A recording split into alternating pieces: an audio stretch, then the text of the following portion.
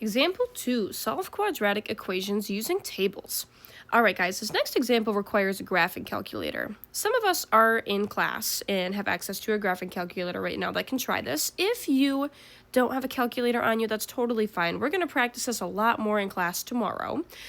So if you don't have a calculator, I still want you to follow along, take notes, think about the steps, and we'll practice it more in class.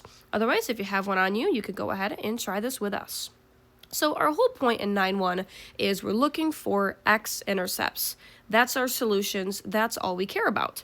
We just did it from looking at a graph. We can see where our x-intercepts are.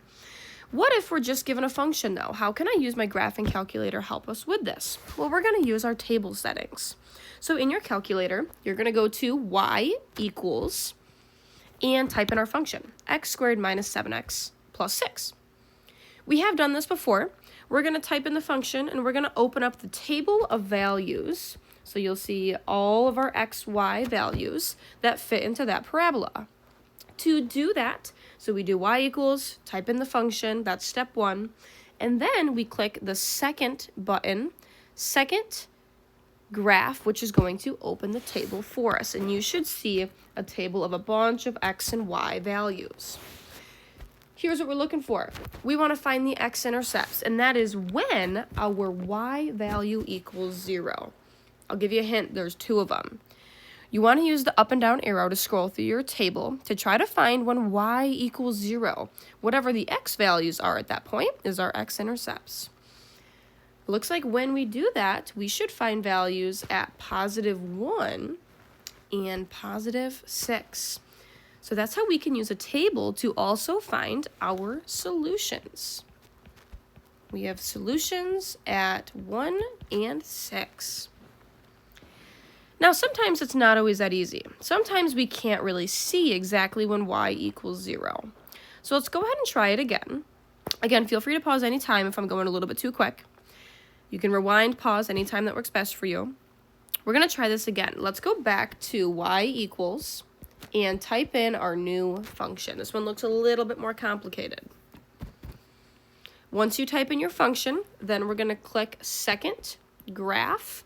And again, that should open up a table of x and y values, a bunch of them. And again, we want to scroll through up and down to see when y equals 0. What you're going to find this time is we can't see it. There's actually nowhere where y equals 0 that we can see just from our table. And that's because notice how our x values are only going up by 1. If we wanted to really find our exact x-intercept, we would have to change our x increments to something smaller, such as 0.25 or something less than 1.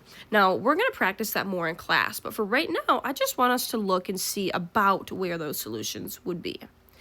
So if we can't see exactly when y equals 0, we want to look for when our y values change from negative to positive. Now, this is a glimpse into what you should be seeing on your calculator. Take a look at when x equals 0 and 1. Notice how our y values go from -2 to 6. That means that somewhere between there, we passed 0. We passed through when y equals 0.